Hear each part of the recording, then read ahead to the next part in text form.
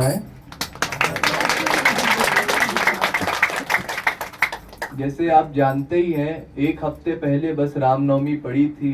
कल ही हम लोगों ने राम जी की छठी मनाई है।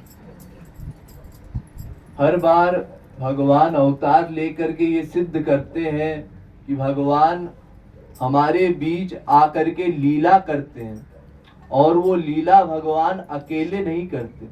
भगवान अपने जनों के साथ आकर के मृत्युलोक में लीला इस प्रकार की करते हैं जिससे हमारा मन भगवान की उन लीलाओं में आसक्त हो सके, और हम सबको एक बहाना मिल सके कि हम लोग कैसे भगवान की भक्ति करें।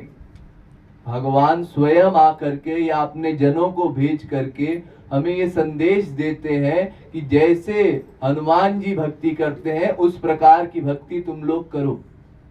इतनी निष्काम है हनुमान जी की भक्ति कि वो स्वयं कभी भी अपनी भक्ति के लिए नहीं बोलते, अपितु जहां भगवान राम का नाम लिया जाता है वहां अपने आप ही पहुंच जाया करते हैं। इसका प्रमाण कलयुग में मिला, जब कलयुग में तुलसीदास जी भगवान राम को ढूंढते हुए चित्रकूट से आगे चित्रकूट के पास पहुंचे।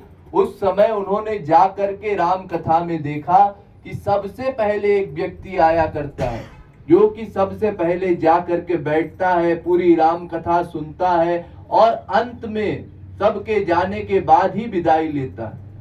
इस अनुसार उन्होंने भगवान हनुमान को पहचाना।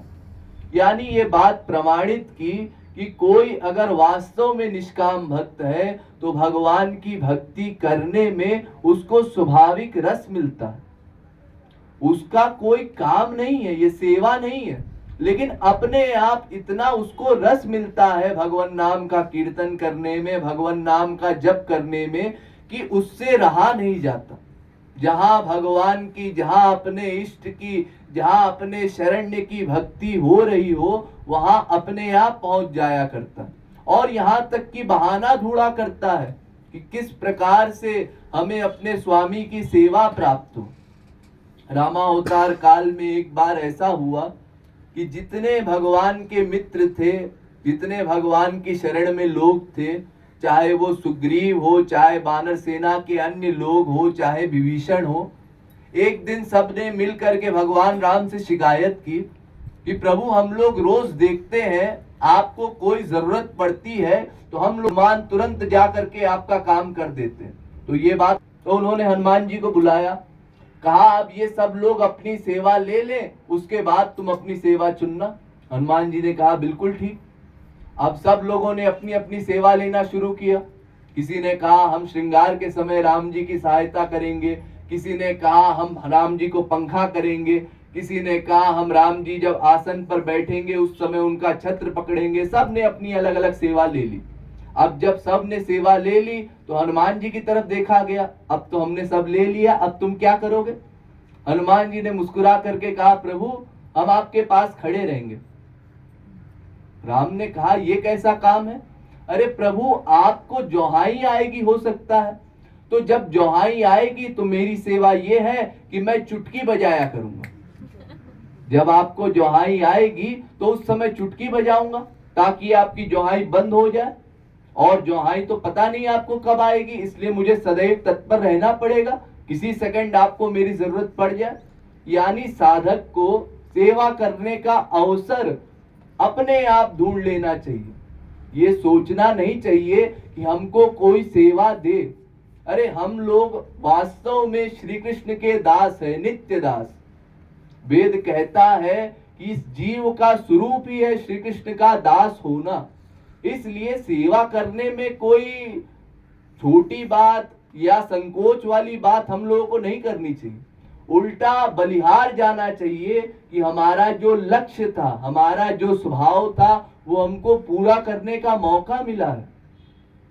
हम लोगों को इतना बड़ा सौभाग्य मिला है कि हम लोगों को महाराज जी जैसे गुरु मिले, हमने उनका सिद्धांत श्रवण किया, और इतना बड़ा हमारे ऊपर सौभाग्य है कि नेपाल में काठमांडू में बैठे बैठे भी हमको सत्संग मिल रहा है।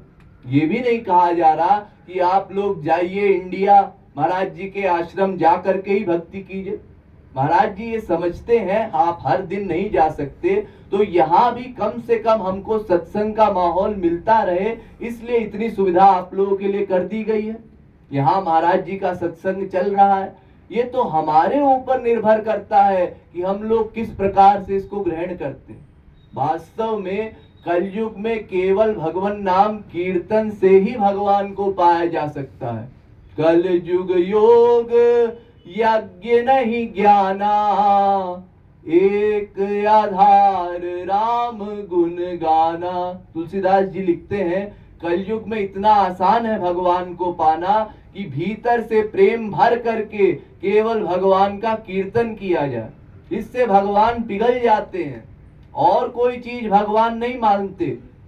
मिलहि न रघुपति बिनु अनुरागा, वो भीतर का प्रेम आवश्यक है, फिर चाहे हम कोई भी साधन अपनाएं। इसलिए हम सबको ये संकल्प करना चाहिए कि किसी भी प्रकार कोई भी परिस्थिति आ जाए, हम लोग भगवान नाम कीर्तन में सदैव तत्पर रहेंगे। ये नहीं सोचेंगे कि जब संसार से हमको फुर्सत मिले तब हम लोग कीर्तन करें। ये हमेशा हमारे दिमाग में गलत धारणा भरी गई। जब से हम छोटे थे तब से ये तो बताया गया कि देखो पढ़ाई करना जरूरी है, नौकरी करना जरूरी है, गृहस्थी बसाना जरूरी है। ये सब संसार के काम बड़े जोरों शोरों से हमसे करवाए गए, लेकिन भक्ति करने में हम लोगों ने हमेशा ढिलवाई बरती। क्यों? क्योंकि भगवान ने कोई नियम कानून ऐसा बनाया नहीं। भगवान और महापुरुष तो हाथ जोड़ के आते हैं, हमसे प्रार्थना करते हैं कि भक्ति कर लो। कोई डंडा तो माया मारती है और वो हम लोग समझ पाते नहीं है। अगर हमारे भीतर की आसक्ति भगवान में हो जाए या महापुरुषों में हो जाए, तो अपने आप हमारा मन उनके पास जाने को होगा। ये एक सिद्धांत है कि हमारे मन की आसक्ति जिस पर्सन में हो जाती है, जिस व्यक्ति में हो जाती है, जिस वस्तु में हो जाती है, उसी के पास जाने में, उसी में समय देने में, उसी के लिए सब चीज करने में हमको खुशी होती है। अरे यूं समझिए, जैसे अगर आपका बच्चा आपसे कहे अरे मम्मी मम्मी हमको एक खिलौना चाहिए, अरे पापा हमको एक खिलौना चाहिए, आप लोग खुश होकर के उसके लिए तुरंत खिलौना लाते हैं। वो कहता है कि अरे हमारे साथ घूमने चलो, बहुत दिन हो गए, गर्मियों की छुट्टी है, हमको कहीं घूमने जाना है। आप खुशी खुशी उसके साथ समय बिता रहे हैं। कोई संसार में आवश्यक काम हमको आ जाए, उसमें हम ये नहीं सोचते अरे संसार में हमारा घाटा हो रहा है, अरे होने दो, ये लोग हमारे अपने हैं, तो इनके लिए हम समय बर्बाद करते हैं और अपना सब सामान इकट्ठा जो किया है वो भी नष्ट करते हैं। कोई बात नहीं, उसमें कोई ग्लानि हमको नहीं होती। क्यों? क्योंकि भीतर से हमारी आसक्ति उनमें है। ऐसे ही जिस दिन हमारे भीतर की आसक्ति गुरु के प्रति हो जाए या श्री कृष्ण के प्रति हो जाए, भगवान राम के प्रति हो जाए, तो अपने आप हमारा मन करेगा कि कब हमको उनकी सेवा करने का सौभाग्य मिलेगा। ये देखिए सीधा सा सिद्धांत है कि सुर नर मुनि सब की यह रीति, स्वार्थ लाई करई सब प्रीति।